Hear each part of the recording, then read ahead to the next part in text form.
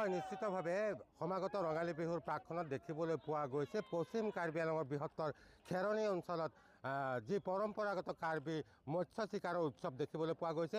আৰু এই মুহূৰ্তত দেখিবলৈ পোৱা গৈছে কপিলী যি নদী আছে, মোৰ সহযোগী সতীৰ্থ দেখুৱাইছে ইয়াৰ সামগ্ৰিক দৃশ্য আৰু পৰিৱেশ। আপুনি যদি চাই পুৱাৰ ভাগত আচলতে এনেদৰে ঘৰৰ পৰা সকলো পুৰুষ মহিলা যুৱক যুৱতী বৃদ্ধ বৃদ্ধা সকলো ওলাই আহি এনেদৰে আচলতে মৎস্য চিকাৰত নামি পৰা দেখিবলৈ পোৱা গৈছে।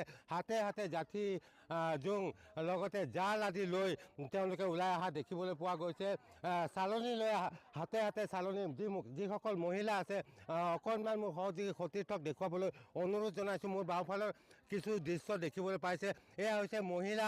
এই মহিলাসকলে আচলতে হাতে হাতে একোখনকৈ যি নেট লৈ আচলতে মাছ ধৰাৰ বাবে উঠি পৰি লগা দেখিবলৈ পোৱা গৈছে।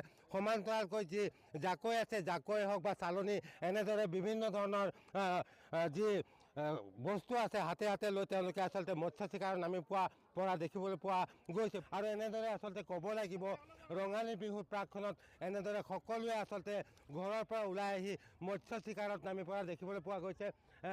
এই মুহূৰ্তত এগৰাকী লোক আছে, মই তেখেতৰ সৈতে কিছু কথা পাতিবলৈ যত্ন কৰিছোঁ। দাদা, দেখিছোঁ আপোনালোকে ইতিমধ্যে যি কপিলী নৈত মাছ মাৰি আছে, মাছ পাইছে নাই?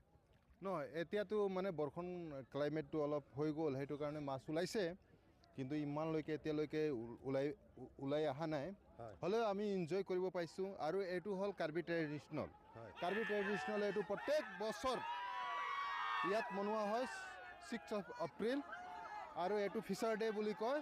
আৰু আমি বহুত এনজয় কৰোঁ, আৰু ইয়াতে মাছ পালে বহুত ফূৰ্তি কৰোঁ, আৰু মাছ পাই আছে। আৰু প্ৰত্যেক বছৰ যদি এনেকুৱা হয় বহুত ভাল লাগে। সেইটো কয় আমি সহযোগী আছে আমাৰ লগত হোমচন কথাৰ। হয়, নিশ্চয়কৈ ক'ব লাগিব কাৰ্বি জাতীয় এক জনগোষ্ঠীয় উৎসৱ বুলি ক'ব লাগিব। প্ৰতি বছৰৰ দৰে আচলতে প্ৰত্যেক বছৰে 6 এপ্ৰিলৰ দিনটোত আচলতে এনেদৰে সকলোৱে ঘৰৰ পৰা ওলাই আহি মৎস্য চিকাৰত নামি পৰে। ব্যতিক্ৰম নহয় এই বৰ্ষতো আচলতে দেখিবলৈ পোৱা গৈছে। আজিৰ দিনটোত আচলতে সকলোৱে পুৰুষ মহিলা সকলোৱে এনেদৰে ওলাই আহি মৎস্য চিকাৰৰ বাবে কপিলী নৈৰ বুকুত নামি পৰা দেখিবলৈ পোৱা গৈছে। সমান্তৰালকৈ যি মৎস্য চিকাৰ আছে, এই মৎস্য চিকাৰৰ জৰিয়তে আচলতে আনন্দ উপভোগ কৰাও দেখিবলৈ পোৱা গৈছে।